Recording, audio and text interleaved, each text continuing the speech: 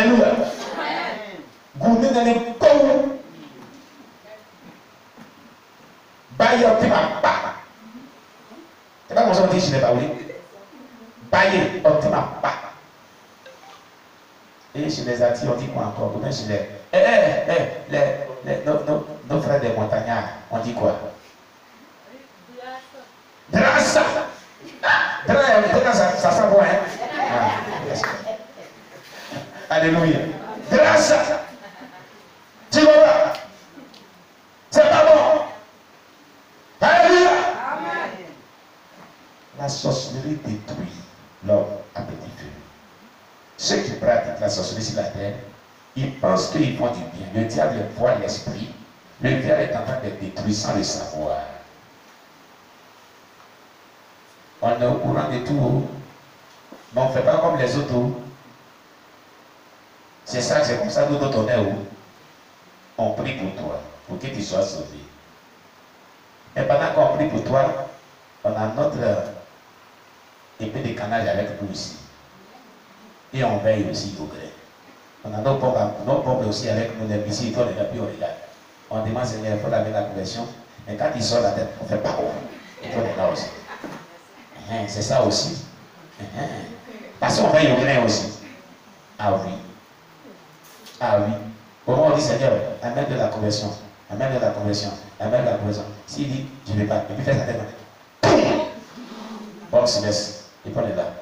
On dit, n'a pas avoir compris ce qu'on dit là. Et dépends-toi. On est au courant de tout. On est au courant de tout. Depuis que tu as commencé ça, on est au courant de tout. Mais on prie au contraire dans le secret pour que tu sois converti. Que tu sois sauvé. Amen. Amen. Amen. Amen. Ah, moi je mélange tout. Ah. Je me salue moi-même. Ah. Mais si je me salue moi-même, c'est bon. Acclamez Jésus pour moi. Alléluia. Ah. Apprenez-moi tout ça, mais nous, tout ça, on ne connaît pas. Gloire à Jésus. Amen. Donc l'enfer n'a pas été fait pour l'homme. L'enfer a été préparé par Dieu pour le diable et ses anges déchus qu'on appelle les démons. Jésus l'avait déclaré dans Matthieu 25, verset 41. Mais Dieu a décrété que les méchants et ceux qui l'oublient et rejettent Christ seront également jetés en enfer à cause de leur péché et de leur négligence du salut. Je reprends cette phrase. Je la reprends pour que tu comprennes. Mais Dieu a décrété, c'est-à-dire il a décidé, que les méchants et ceux qui l'oublient, donc tu peux débattre méchant mais tu l'as oublié. Il ne faut pas oublier Dieu. Quand tu oublies Dieu, tu oublies de quoi vivre la vie de cet été. Tu peux débattre méchant mais tu peux l'oublier. Esprit d'oubli, tu nous quittes au nom de Jésus. Et ceux qui rejettent Christ seront également jetés en enfer à cause de leur péché et de leur négligence du salut. Tous ces éléments qu'on a cités là, ces défauts-là, c'est la négligence du salut, c'est tout. C'est quand les gens négligent le salut qu'ils manifestent un tel comportement. Le salut ne doit pas être négligé. Le salut est à notre portée. Est mise à notre disposition par Jésus qui est mort à la croix. Tu comprends? Tu comprends? Tu sais pourquoi depuis longtemps tu devais te marier et tu n'es pas remarié. Ça fait partie de ça aussi quelque part. Je ne veux pas que celui qui doit te marier souffre aussi quelque part. Cherche bien être délivré. Tu comprends? Cherche bien être libéré. Il y a certaines bénédictions qui tardent avec ta vie. Dieu t'a comblé de grâce et de gloire. Mais le diable te détruit par l'œuvre de la sorcellerie. Il faut abandonner, en mettre ton pied dedans. C'est un repas de revenants. C'est un repas de revenants. Il ne faut pas manger ça. Tu as compris? Ah oui. Un caméo. Psaume 9. Voici la référence biblique, quelques références bibliques. Il y en a tellement. Psaume 9, verset 18. Psaume de David, chapitre 9, verset 18. Matthieu, chapitre 25, verset 46. Matthieu, chapitre 25, verset 46. Luc, chapitre 12, verset 4 à 5. Luc, chapitre 12, verset 4 à 5. Luc, chapitre 16, verset 19 à 31. Luc, chapitre 16, verset 19 à 31. Matthieu, chapitre 5, verset 22 à 30. Matthieu, chapitre 5, verset 22 à 30. Marc, chapitre 9, verset 43 à 47. Marc, chapitre 9, verset 43 à 47. Apocalypse, chapitre 14, verset 10 à 11. Apocalypse, chapitre 14, verset 10 à 11.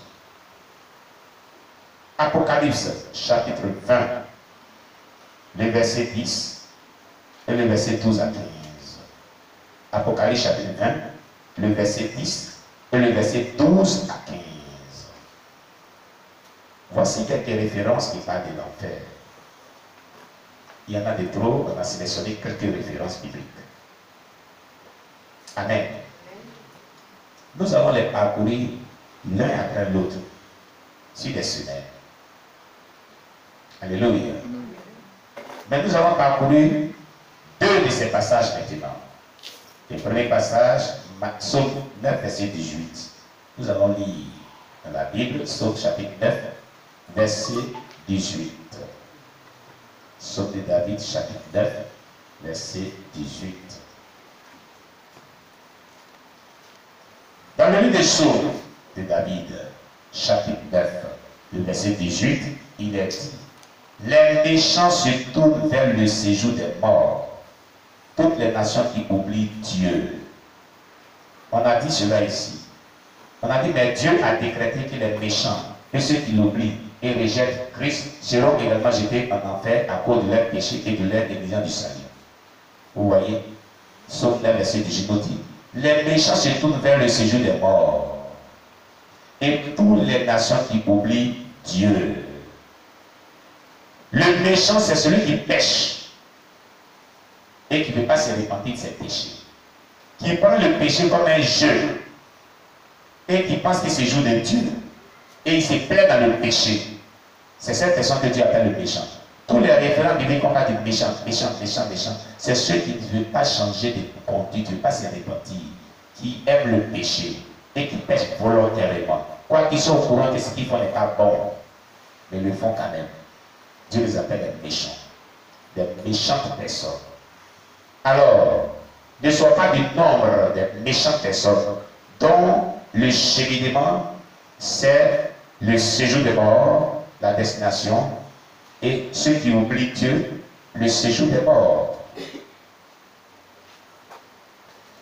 On oublie Dieu par plusieurs manières. Quand on vit dans le désordre, c'est Dieu qu'on oublie. Quand on vit dans le mensonge, c'est Dieu qu'on oublie. Quand on vit dans la convoitise, c'est Dieu qu'on oublie. Quand on vit dans l'envie, c'est Dieu qu'on oublie. Quand on vit dans les calomnies, les critiques, c'est Dieu qu'on oublie. On peut oublier Dieu de plusieurs manières.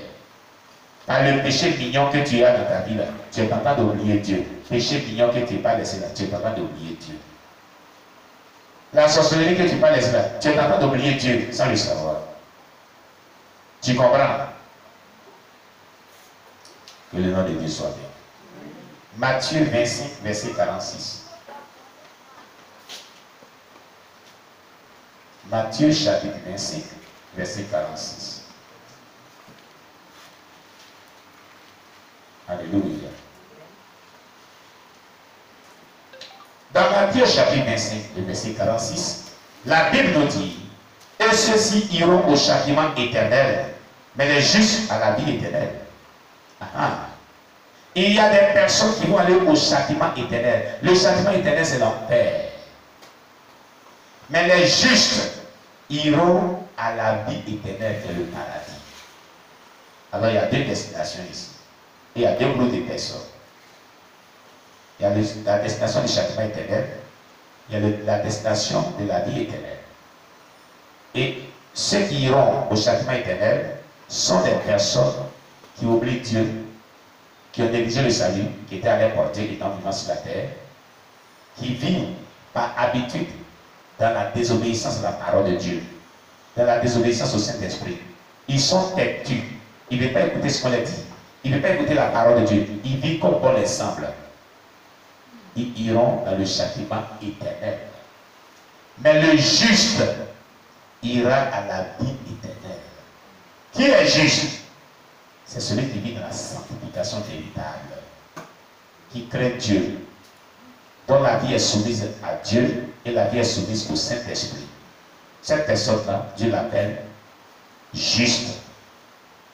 Elle ira au paradis. Alléluia. Et non pas en enfer. Tu comprends? Luc chapitre 12, verset 4 à 5. Le livre de Luc, chapitre 12, verset 4 à 5.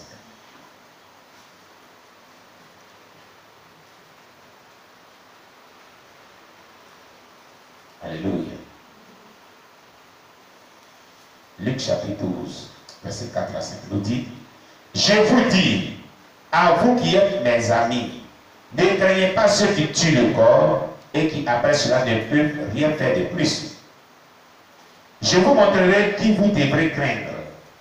Craignez celui qui, après avoir tué, a le pouvoir de jeter dans la géhenne. Ou je vous le dis, c'est lui que vous devez craindre. Oui, je vous le dis, c'est lui que vous devez craindre. Lui qui peut jeter dans la géhenne, qu'on appelle l'enfer. La géhenne, c'est l'enfer. Et celui qui peut jeter dans l'enfer, c'est Dieu. C'est lui qui décide. Nous devons le craindre. La crainte de Dieu consiste à faire quoi? La crainte de Dieu consiste à vivre selon sa parole, à vivre selon son esprit, à lui être soumis. Je vais poser la question à quelqu'un qui m'écoute ce midi. Est-ce que les païens craignent Dieu? Hein? Les païens craignent Dieu? Non, évidemment. Pourquoi? Ils n'obéissent pas à la parole de Dieu et ni au Saint-Esprit. Donc, ils ne craignent pas Dieu. Mais celui qui craint Dieu marche selon sa parole et marche selon son Esprit Saint. Donc, la crainte de Dieu consiste à vivre selon que Dieu veut et non pas selon que nous voulons. La Bible dit dans 2 Corinthiens 5, verset 17, si quelqu'un est en Christ, il est une nouvelle créature. Les choses anciennes sont passées. Voici que toutes choses sont devenues nouvelles. Donc quand tu es dans le Seigneur, tu deviens une nouvelle créature qui est née dans le Seigneur, qui est créée dans le Seigneur pour obéir à sa voix, pour faire sa volonté. La vie de désobéissance est passée. La vie païenne est passée. La vie d'entêtement et de raisonnement est passée. Tu ne dois plus vivre cette vie de désobéissance, de rébellion à la parole de Dieu. Si tu es vraiment en Jésus-Christ, peut-être que tu es en crise et non pas en Christ. Il y a le fait d'être en crise et le fait d'être en Christ. Qui est en crise ici? Mais qui est en Christ?